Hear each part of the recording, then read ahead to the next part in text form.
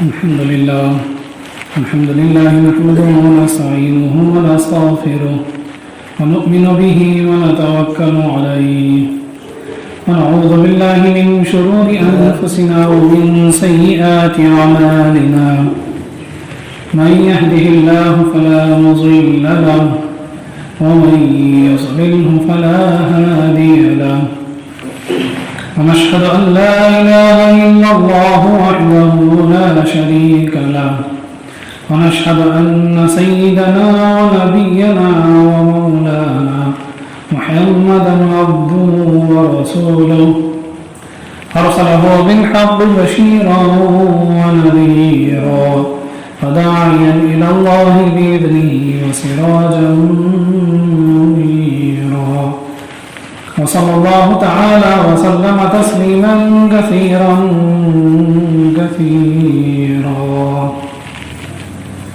قال الله تبارك وتعالى في القرآن المجيد فأعوذ بالله من الشيطان الرجيم بسم الله الرحمن الرحيم ويصنع الفلك وكلما مر عليه ملأ من قومه سخروا منه قال إن تسخروا منا فإنا نسخر منكم كما تسخرون فسوف تعلمون من يأتيه عذاب يخزيه ويحل عليه صدق الله العلي العظيم وبلغنا رسوله النبي الكريم ونحن على ذلك لمن الشاهدين والشاكرين والحمد لله رب العالمين. محترم حاضرین کرام اور بزرگان محترم، اللہ تبارک و تعالیٰ نے قرآن پاک کی ان آیتوں میں حضرت نوح علیہ الصلاۃ والتسلیم کا ذکر فرمایا کہ حضرت نوح علیہ الصلاۃ والتسلیم نے اپنی قوم کے لوگوں کو اللہ کی عبادت کا حکم فرمایا اور انہی دین اسلام پر چلنے کے لیے تاکید فرماتے رہے، ان کے اندر شوق اور رغبت اور خواہش پیدا کرتے رہے کہ لوگوں تم کفر سے ہٹ کر، شرک سے ہٹ کر تم دین اسلام کے راستے پر آ جاؤ، ایک اللہ کی عبادت میں لگے رہو، اس کا شرک نہ کرو، اس کے ساتھ کسی کو شریک نہ کرو. لیکن ان کی قوم ان کا مذاق اڑاتی رہی، تمسخر کرتی رہی. قرآن کریم اللہ نے فرمایا کہ ان کی قوم ان سے مذاق کرتی تھی. آج بھی جب لوگوں کے پاس دنیا کی دولت ہو، دنیا کی آرام و راحت، دنیا کا عیش اور عشرت ہو، تو دین اسلام کی باتیں ان کی سمجھ میں نہیں آتی. وہ مذاق سمجھتے ہیں دین اسلام کی باتوں کو اور اللہ اور اس کے رسول کے کلام کو. لیکن جب ان پر مصیبتیں چڑھ دوڑتی ہیں تو پھر اچھے لوگ ڈھیلے ہو جاتے ہیں، گر جاتے ہیں.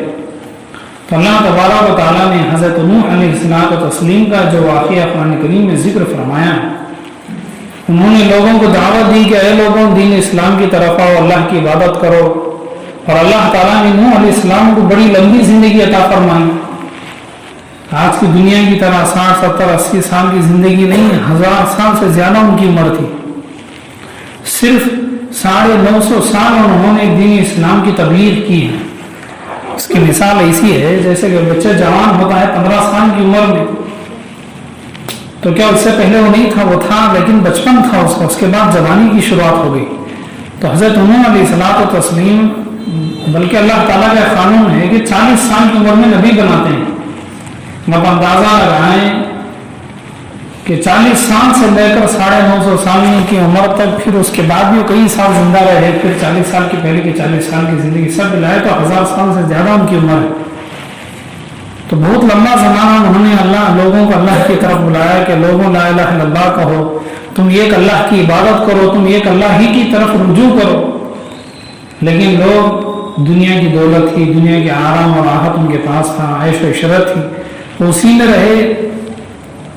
ایک وقت ایسا آیا کہ حضرت نوح علیہ الصلوۃ والتسلیم کو لوگوں نے اتنا مارنا شروع کر دیا کہ ان کے سارے زخم، ان کے جسم کے جو کپڑے تھے وہ زخم سے رنگین ہو گئے، لال رنگ کے ہو گئے.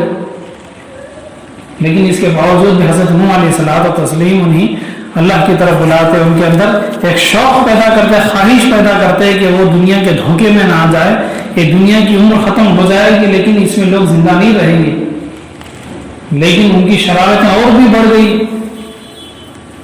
اصابعہم فی آذانہم، وہ لوگ اپنے کان کے اندر انگلیاں ڈال دیتے کہ نبی کی آواز ان کے کانوں میں نہ جائے.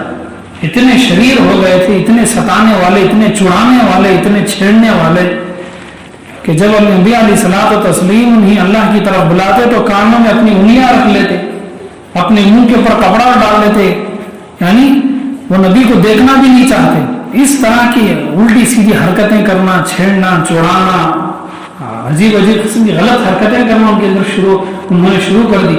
ان کے اندر وہ حرکتیں پیدا ہو گئی. پھر اس کے بعد حضرت نوح علیہ الصلوۃ والتسلیم اسی طرح دعوت دیتے رہے. ایک مرتبہ ایسا موقع آیا کہ لوگوں نے ان کے گلے میں رسی لگا دی. ایک طرف سے ایک آدمی نے رسی پکڑ کر کے کھینچا، دوسرے طرف سے دوسرے نے کھینچا. اس زور سے لوگوں نے کھینچا کہ حضرت نوح علیہ الصلوۃ والتسلیم کی سانس حلق کے اندر گلے میں وہ پھنس گئی، وہ سانس ہی نہیں لے سکتے تھے، اتنی تکلیف ہو گئی. قریب تھا کہ حضرت نوح علیہ الصلوۃ والتسلیم کی روح ہی ایسی نکل جائے، ان کا انتقال ہو جائے. لوگوں نے اس طرح ان کے گلے میں رسی گھما کر کے پھرا کر کے دونوں طرف سے لوگوں نے کھینچنا شروع کر دیا. جب وہ ہاتھ پاؤں ہلاتے رہے، جب آدمی کا کسی کا گلا دبا دیتا وہ ہاتھ پاؤں مارنے لگ جاتا ہے. حضرت نوح علیہ الصلوۃ والتسلیم کے گلے میں جب رسی پھرا کر کے دونوں طرف سے لوگوں نے رسی کو کھینچنا شروع کیا تو وہ ہاتھ ہلاتے رہے، پاؤں ہلاتے رہے، بے قرار ہو گئے، تڑپتے رہے. تو پھر بالآخر انہوں نے چھوڑ دیا. حضرت نوح علیہ الصلوۃ والتسلیم نے زور سے سانس لیا، پھر واپس گھر گئے. اس تکلیف کا اثر ان کی طبیعت پر اتنا ہوا کہ 3 دن تک وہ اپنے گھر سے باہر نہیں نکل کر آئے.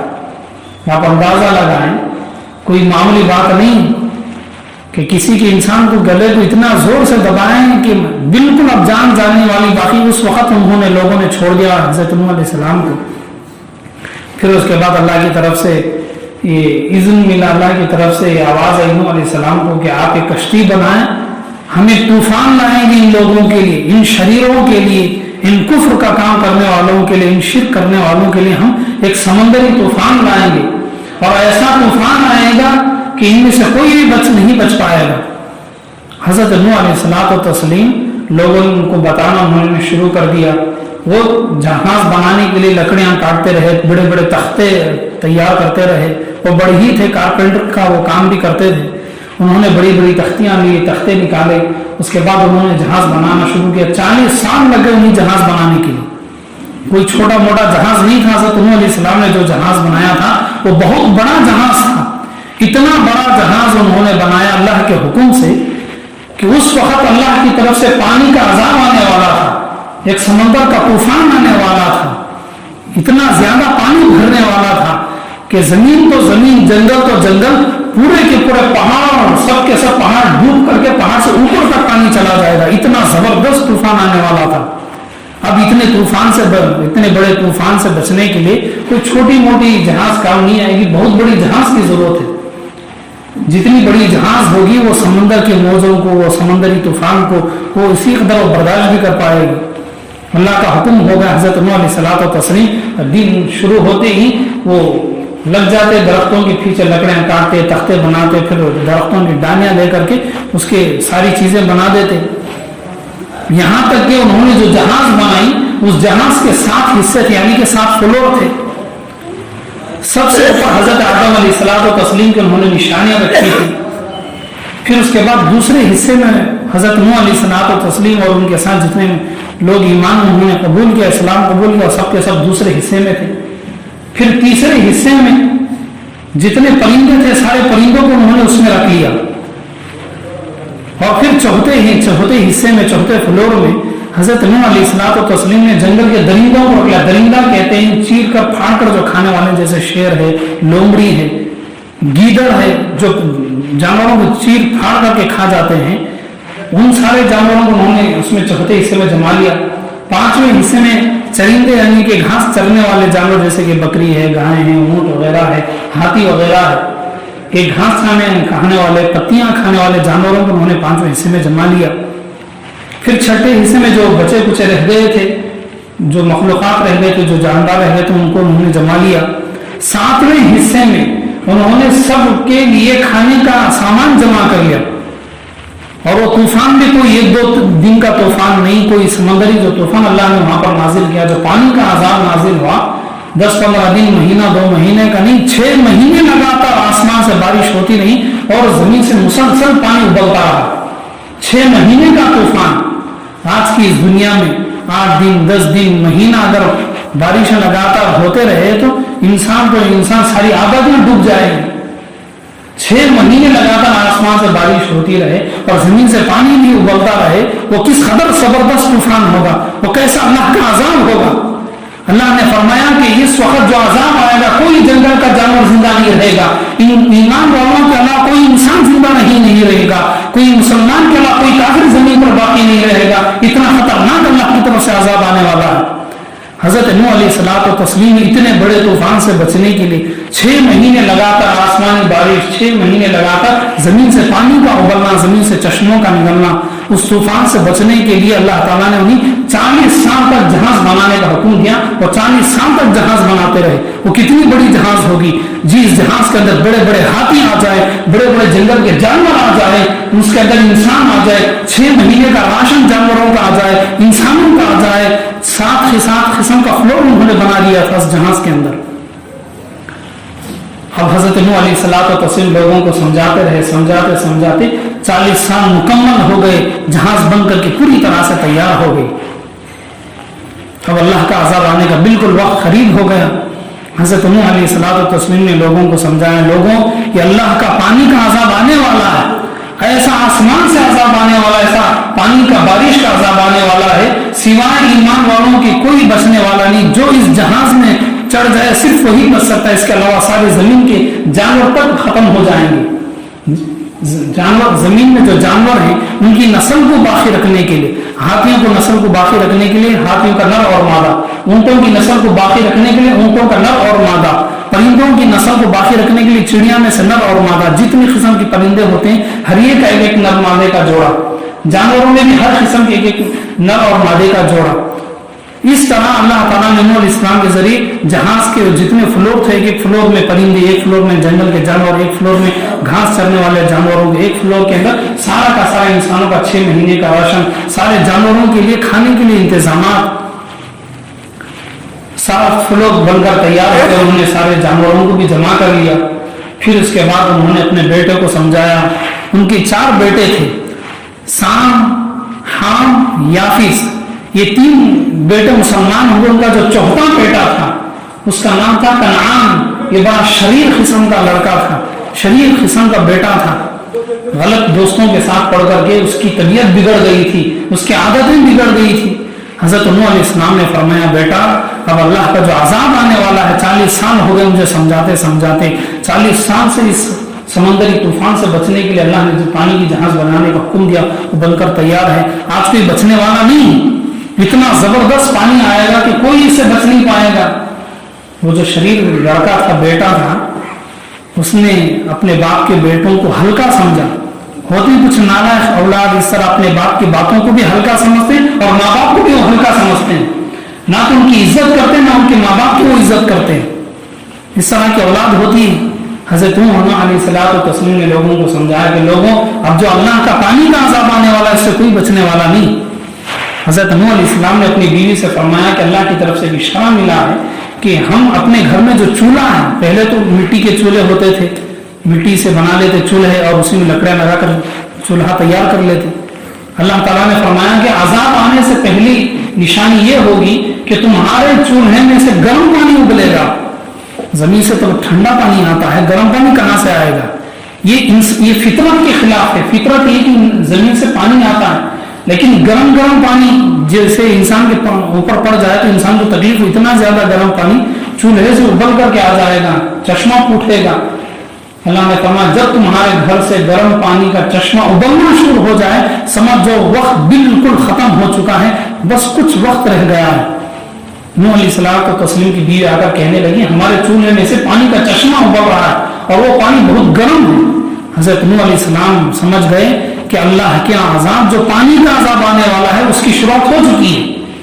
سب سے پہلے حضرت نوح علیہ السلام کو تسلیم کے گھر سے ہی وہ پانی کا چشمہ ابلنا شروع ہوا جو پانی کا عذاب تھا۔ حضرت نوح علیہ السلام نے سارے ان کے امت میں صرف 40 مردوں نے اسلام قبول کیا اور 40 عورتوں نے اسلام قبول کیا. یہ 80 لوگ ہو گئے. پھر ان کے 3 بیٹے تھے مسلمان اور چوتھا بیٹا جو کنعان تھا وہ شریک تھا. اس نے اپنے والد سے, نبی سے, اپنے پیغمبر سے جو کہا, اللہ نے قرآن کریم کے 12ویں پارے میں فرمایا الا جبل یعصمنی من الماء, اے ابا جان اگر آسمان سے بارش ہو, زمین سے بارش ہو تو میرے پاس بچنے کے لیے راستہ موجود ہے. میں پہاڑ پہ چڑھ جاؤں گا. زمین سے تو پانی ابلے گا, پتھر سے کہاں سے پانی نکل آئے گا؟ اگر آسمان سے پانی بھی آتا ہے, پہاڑ سے ہو کر زمین پہ جائے گا پانی, پہاڑ کو تو رکے گا نہیں. میں پہاڑ پہ چڑھ جاؤں گا اور اپنے آپ کو بچا لوں گا. اس طرح اس نے الٹی سیدھی باتیں شروع کر دی. حضرت نوح علیہ السلام سارے ایمان والوں کو لے کر جہاز میں چڑھ گئے. جہاز میں سے وہ اپنے بچے کو بتاتے رہے, سمجھاتے رہے. فی مازنی یرکب معنا, وہ جہاز میں تھے اور جہاز کے اوپر سے کھڑے ہو کے بیٹا زمین پہ کھڑا ہے. حضرت نوح علیہ السلام و تسلیم جہاز میں ہے. وہ سمجھانے لگے بیٹا یہ کوئی معمولی طوفان نہیں ہے, یہ اللہ کی طرف سے پانی کا عذاب آنے والا ہے. لیکن اس نے جب قبول نہیں کیا تو اللہ کی طرف سے فوراً زمین سے, آسمان سے اس قدر زور سے بارشیں ہوئی کہ ان کا بیٹا ان کی آنکھوں کے سامنے پانی میں ڈوبتا ہوا چلا گیا. قرآن کریم اللہ نے فرمایا فَفَتَحْنَا عَلَيْهِمْ أَبْوَابًا مِّنَ السَّمَاءِ بِمَاءٍ مُنْهَمِرٍ, اللہ تعالیٰ نے ان پر پانی کے دروازے کھول دیے. منہمر کہتے ہیں ندی کو, نہر, جیسے عربی میں ندی کو نہر کہتے ہیں. منہمر یعنی پانی کی ندی. جیسے زمین پر بڑی بڑی ندیاں چلتی ہیں, کئی میٹر چوڑی, کئی میٹر دور تک لمبی لمبی ندیاں جو چلتی ہیں, ایسے آسمان سے ندی اترنے لگی. آسمان سے اللہ نے پانی کا دروازہ کھول دیا. زمین پر ندی چلنا الگ چیز ہے, آسمان سے ندی کی شکل میں جب پانی اترنا شروع ہو جائے تو وہ کتنی بڑی مصیبت ہوگی. آج کے زمانے میں بہت سالوں سے بھی پانی جو بارش برستا ہے, جب برسات ہوتی ہے خطرہ خطرہ پانی برستا ہے, خطرہ خطرہ بارش ہوتی. جب ندی کی طرح کئی فٹ لمبا, میٹر چوڑا حصہ اوپر سے پانی آ جائے ندی کی طرح تو کیا حالت ہوگی. تو اس طرح آسمان سے ندیوں کی طرح اوپر سے پانی ندی کی شکل میں اوپر سے آسمان سے نیچے زمین پہ گرنے لگا اور زمین سے بھی پانی ابلنے لگا. وغیظ الماء وقضی الامر, زمین سے بھی پانی زور زور سے ابلنے لگا. قرآن کریم اللہ تعالیٰ نے فرمایا کہ اس وقت اتنی زور سے ہوائیں چل رہی کہ اللہ نے طوفان کھڑا کر دیا. جتنی خالی زمین تھی, جتنے جنگلات تھے, سب کے سب پانی میں ڈوب کر سب کے سب سمندر بن گئے. کوئی زمین نہیں ہے, کوئی سوکھی جگہ نہیں ہے, سب کی سب جتنی زمین کی ساری دریا اور سمندر بن کر کے پورا کا پورا پانی میں ڈوب گیا. اور پانی بھی کوئی اتنا چھوٹا موٹا پانی نہیں, کوئی تالاب کی طرح پانی نہیں. قرآن کریم میں اللہ نے فرمایا جب سمندر میں جو موج ہوتی ہے, موج یعنی کہ جو اس کی لوٹ آتی ہے, اس کی لہر جو آتی ہے, پانی کی جو لہر اوپر نیچے ہوتے ہوئے آتی ہے, اس کی ایک لہر اتنی اونچی تھی. اللہ نے فرمایا قرآن کریم میں کل جبال, اس کی ایک سمندر کی لہر, اس کی ایک موج ایک پہاڑ کے برابر تھی. اور اس وقت کے پانی کے عذاب سے سارے پہاڑ پانی کے اندر چلے گئے تھے. سارے کے سارے پہاڑ پانی میں ڈوب چکے ہیں, ساری زمین سمندر بن چکی ہے. اور اس پانی کے اوپر بھی پھر اتنی اوپر تک پانی کی نہریں اور پانی کا موج اور پانی کی وہ لہریں اٹھیں جو پہاڑ کے برابر ہو, تو وہ کتنا ڈراؤنی قسم کا منظر ہوگا, کس قدر ان کی وہ ہیبت ناک منظر ہوگا. اللہ تعالیٰ نے قرآن کریم میں فرمایا کہ 6 مہینے تک آسمان سے وہ بارش اسی طرح ہوتی رہی. وہ خطرے کی بارش نہیں, جس طرح زمین پر ندیاں چلتی ہیں کئی میٹر لمبی, اس طرح آسمان سے کئی میٹر چوڑی آسمان سے پانی ندی کی شکل میں زمین پر اترنے لگا اور زمین سے پانی بھی ابلنے لگا. 6 مہینے تک وہ سمندری طوفان پوری دنیا میں پھیل گیا اور اللہ کی طرف سے بارشیں ہوتی رہی. حضرت نوح علیہ السلام نے اس طرح سے جہاز بنائی, جو بھی پانی جہاز میں پڑتا وہ جہاز میں الگ الگ سوراخ بنا دے, سارا پانی اس سوراخ سے نکل جاتا. 6 مہینے ایک ہی آفت تھی کہ آسمان سے پانی لگاتار بارشیں ہو رہی ہیں, برسات ہو رہی ہیں, نہ سورج دینے کا موقع ملا, نہ سورج کی کرنیں ملی, کوئی چیز نہیں, صرف بادل ہی بادل. اتنا سخت عذاب اللہ کی طرف سے آیا. یعنی قرآن کریم کے اس واقعے کو ذکر کرنے کا مقصد یہ ہے کہ اللہ تبارک و تعالیٰ نے قرآن کریم کے اندر ہم سے پہلے لوگوں پر جو عذابات نازل فرمائے ہیں, ان میں پانی کا بھی ایک عذاب آیا ہے. اور وہ عذاب کوئی ایسا چھوٹا موٹا عذاب نہیں, بہت سخت قسم کا عذاب. 6 مہینے لگاتار بارش ہو جائے تو کیا ہوگا, ساری زمین پانی میں ڈوب گئی, زمین کا پورا حصہ سمندر ہی سمندر ہے. ویسے تو زمین کا ایک حصہ سوکھا ہے، خشکی ہے، 3 حصہ سمندر ہے، لیکن نوح علیہ السلام کے زمانے میں جب عذاب آیا ساری دنیا سمندر بن چکی تھی، ساری زمین سمندر بن گئی۔ 6 مہینے کے بعد اللہ تعالیٰ کی طرف سے حضرت نوح علیہ السلام نے، اللہ تعالیٰ نے حضرت نوح علیہ السلام کو فرمایا کہ اب عذاب کا ختم ہو چکا ہے۔ پھر اس کے بعد اللہ نے حکم دیا زمین کو، وقضی الامر، اللہ کی طرف سے فیصلہ ہو گیا، آسمان سے بارشیں ہونی بند ہو گئی، وقضی الماء وقضی الامر، اور زمین نے پانی کو ابلنا بند کر دیا، آسمان سے پانی آنا بند ہو گیا، زمین سے پانی ابلنا بند ہو گیا۔ پھر اللہ کی طرف سے دھوپ بھی اتنی سخت ہونے لگی کہ آہستہ آہستہ پانی وہ ختم ہونے لگا۔ پھر اس کے بعد نوح علیہ السلام کی کشتی ایک پہاڑ کے اوپر رک گئی۔ اس پورے واقعے کا مقصد یہ ہے کہ انسان، قرآن کریم میں جو واقعہ اللہ نے بتلایا ہے، یہ جو عذاب آیا ہے پانی کا عذاب، انسانوں کی گناہوں کی وجہ سے آیا تھا۔ تو اللہ تعالیٰ قرآن کریم میں بتانا چاہ رہے ہیں کہ جب لوگ اس طرح کی حرکتیں کرنے لگے، کفر کرنے لگے، جان کر انجان کر بھی غرور اور تکبر میں مبتلا ہو کر وہ غلط راستوں پر چلنے لگے، تو پھر اللہ کا عذاب زمین پر آ جاتا ہے۔ وہ تو بہت بڑا عذاب تھا، آج کی ساری دنیا کی بارشیں بھی ملا لی، نوح علیہ السلام کے قوم پر جو عذاب آیا تھا اس کا ایک حصہ بھی نہیں۔ بارش نہیں، وہ تو آسمان سے ندیاں نکل رہی تھی، آسمان سے ندی، زمین کی ندی نہیں، آسمان سے ندی زمین پہ بہہ رہی تھی۔ اس طرح کا خطرناک عذاب آیا تھا۔ تو بہرحال اس پورے واقعے کا خلاصہ ہے کہ ہمیں توبہ کرنا چاہیے، ہمیں اللہ سے معافی مانگنا چاہیے۔ ایک مرتبہ مدینہ منورہ میں قحط آ گیا، اتنا قحط پھیل گیا کہ پانی کی تنگی ہو گئی، پانی کی بہت ساری پریشانی ہو گئی۔ لوگ آ کر رسول اللہ صلی اللہ علیہ وسلم سے عرض کرنے لگے، اللہ کے رسول آپ دعا فرمائیں کہ زمین میں پانی کی قلت ہو گئی ہے، تنگی ہو گئی ہے، آپ دعا فرمائیں۔ اللہ کے نبی اسلام نے دعا فرما دی، دعا ہوئی، کچھ دیر ہوئی، بارشیں شروع ہوئی، اتنی زوردار بارشیں ہوئی کہ شام ہونے سے پہلے مدینے کی ساری گلیاں کیچڑ سے بھر گئی۔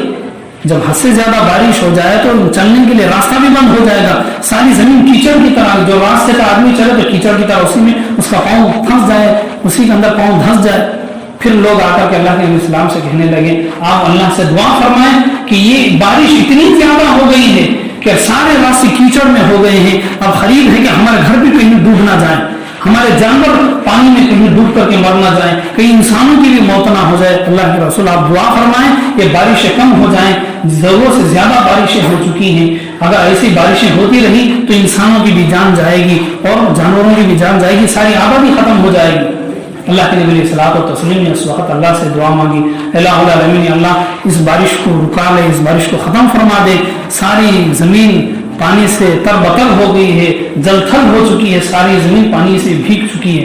پھر اس کے بعد وہ بارش رکی، دوسرے دن سے اللہ تعالیٰ نے سورج کو نکال دیا، ساری مدینے کی منظر، سارے مدینے کا موسم ہی بدلا ہوا تھا۔ کہنے کا مقصد یہ ہے کہ واقعات کا کہ دعا سے بھی اللہ تعالیٰ تقدیر کو بدلتے ہیں، کہ بارش کا آنا یہ اللہ کی تقدیر ہے، لیکن جب ہم دعا مانگتے ہیں، حدیث پاک میں موجود ہے اللہ کی لکھی ہوئی تقدیر 2 چیزوں سے بدلتی ہے، 3 چیزوں سے بدلتی ہے، ایک ماں باپ کی دعا سے، دوسری صدقے سے، تیسری چیز دعا کے ذریعے سے۔ کئی مرتبہ جب بارش نہیں ہوئی اللہ کے نبی علیہ السلام نے بارش کی الگ سے دعا پڑھی، بارش کی بھی الگ سے نماز ہوتی ہے، اس کی دعا آپ علیہ السلام نے بارش کی الگ سے نماز پڑھی، پھر اس کی دعا کی، بارشیں ہو گئی، اللہ کی مرضی تھی بارشیں نہ ہو لیکن دعا ہوئی، اللہ نے اپنی تقدیر بدل لی، پھر بارش ہو گئی۔ اور دوسرا واقعہ بارش اتنی ہو گئی کہ سارے راستے کیچڑ ہو گئے، قریب تھا کہ سارے گھر بھی ڈوب جائے، سارے انسان جانور بھی مر جائے پانی میں۔ اللہ کے نبی اسلام نے دعا فرمائی، اللہ نے دعا قبول کی، اللہ نے تقدیر ہی کو بدل دی، وہ ساری بارشیں رک گئی، دھوپ آ گئی، سارے لوگوں کی زندگی میں خوشیاں آ گئی، سارے لوگوں کی جانیں بچ گئی۔ تو کہنے کا مقصد یہ ہے کہ اب ہمیں ہمارا جو موسم جو چل رہا ہے، چاہے وہ سمندر میں جہاں کہیں بھی طوفان آیا ہو، اس کی وجہ سے ہم تو آخر میں جو سمندر کے قریب ہیں، جو سمندر کے کنارے پر رہنے والے، ان کا کیا حال ہوگا؟ صرف 8-10 دن، 15-20 دن، 1 مہینے کی بارشوں سے ہمارا یہ حال ہو جائے، ہمارے تالاب بھر جائیں، ہماری ندیاں بھر جائیں، جو سمندر کے کنارے پر ان کے کتنے گھر ڈوب گئے ہوں گے، کتنوں کی جان چلی گئی ہوں گی، کتنوں کی بلڈنگیں وہاں پر گر چکے ہوں گی۔ سمندر کے قریب جب پانی زیادہ ہوتا ہے تو کئی مرتبہ مچھلیاں بھی سمندر کے کنارے زمین پر آ کر گر جاتی ہیں، سمندر کی جو لہریں اٹھتی ہیں، سمندر کی جو موج سمندر کے کنارے ہوتی ہے، وہ کئی مرتبہ مچھلیوں کو لا کر زمین پہ پھینک دیتی۔ ایک آدمی جب سمندر کے قریب گیا تو اس نے دیکھا کہ بہت ساری مچھلیاں وہاں پہ آ کر کے پانی ڈھکے بڑی مچھلیوں کو، مچھلیاں آ کر کے زمین پہ پڑ رہی اور وہ مچھلیاں تڑپ رہی ہیں۔ اس نے کچھ مچھلیوں کو اٹھایا اور سمندر میں پھینک دیا۔ ایک دوسرا آدمی آیا اور دیکھ کے ہنسنے لگا समंदर के पानी से बहुत सारी मछलियां बाहर आकर के पड़ रही हैं, वो तड़प रही हैं और वो मर भी रही हैं। तुम उठा उठा के फिर से मछलियों को पानी में भेज रहे हो, यानी कि जिंदा रहने का रास्ता दिखा रहे हो, क्या फायदा होगा, हजारों में मछलियां मर रही। तो उस आदमी ने जवाब देने के बजाय उसने फिर अपने दोनों हाथों से कुछ मछलियां उठाई जो समंदर के पानी से बाहर आ गई थी, उठाकर फिर से समंदर में डाल करके कहा कि मेरी वजह से पूरे हजारों की जान तो नहीं बची, लेकिन जिन मछलियों को मैंने वापस समंदर में फेंका उन मछलियों को फिर से जिंदगी मिल गई। तो कहने का मकसद ये है कि अगर हम ये सोचें कि हम क्यों दुआ मांगे, हम क्यों अल्लाह से माफी मांगे, अगर अल्लाह से माफी मांग लें, अगर हम अल्लाह से तौबा कर लें, हो सकता अभी तो बारिशें हुई, बारिशों के बाद हो सकता अल्लाह की क्या मर्जी है, अल्लाह की क्या तकदीर है, बारिशों की वजह से जमीन पर सड़न फैल जाती है, जमीन पर चिकनाहट फैल जाती है, तो फिर बीमारियां भी पैदा हो जाती, पुरानी बीमारियां फिर से शुरू हो सकती हैं या फिर नई बीमारियां भी आ सकती हैं। जब हम दुआएं करें, हम अपने गुनाहों से माफी मांगे, तो कम से कम हमारे गुनाह भी माफ हो जाएंगे, हमारे गुनाहों से जो मुसीबत आने वाली है वो भी खत्म हो जाएगी। जिस तरह समंदर के करीब उसने मछलियों को उठाकर समंदर में फिर फेंका, उसने कहा कि सारी मछलियों को नहीं बचा सकता, लेकिन जिन मछलियों को मैं उठा करके समंदर में डाल रहा हूं, कम से कम मछलियों की तो जान बच गई। इस वक्त की दूर दूर तक जहां तक बारिशों की वजह से लोगों को नुकसान है, सबको चाहिए कि अल्लाह से माफी मांगे, दुआ करे, अपने आप को अल्लाह के दरबार में आंसू बहाए। हो सकता है कि इसकी दुआ अल्लाह को कबूल हो जाए और ये समुद्री तूफान भी कम हो जाए, ये अल्लाह की तरफ से सूरज भी निकल आए, सारी जमीन भी सूख जाए। अब तालाबों में, नदियों में पानी की कसरत की वजह से रास्ते बंद हो चुके हैं, कई लोगों के मकानात डूब चुके हैं, कई लोगों के दुकानें खत्म हो चुके हैं, कई लोग घरों को छोड़कर दूर दूर तक चले गए, पता नहीं कब घर गिर सकते हैं, छत गिर सकते हैं, लोगों की जानें जा सकती हैं। ये हालत नाजुक हालत है। इस वक्त हमें अल्लाह से माफी मांगना चाहिए, हम अपने आप को अल्लाह के दरबार में हाजिर करना चाहिए, अल्लाह से दुआ मांगनी चाहिए। जब हमारी माफी हो जाए, कम से कम हमारा वजन तो कम हो जाएगा, हमारे गुनाहों माफ हो जाए, हमारे गुनाहों की नौसत जब खत्म हो जाए तो हो सकता है अल्लाह ताला यह तूफान भी हटा दे।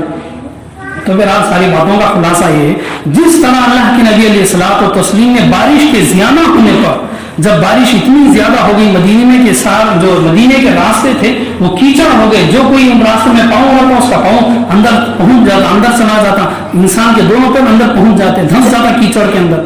इतनी ज्यादा मदीने में जब बारिश हो गई, अल्लाह के नबी सलाम ने वो दुआएं फरमाई, फिर बारिश भी खत्म हो गई, धूप निकल आया, सूरज निकल आया, फिर सारी जमीन सूख गई। तो इस तरह उसी रास्ते पर हमें चलते हुए हर इंसान को अपने अपने गुनाह से माफी मांगना चाहिए, अल्लाह से दुआ भी करना चाहिए, अल्लाह ताला से दुआ, अल्लाह ताला हम तमाम की गुनाहों को माफ फरमाए और अल्लाह ताला हम तमाम को सारे लोगों को दुआ मांगने की तौफीक अता फरमाए। आमीन व आखिर दावाना अल्हम्दुलिल्लाहि रब्बिल आलमीन।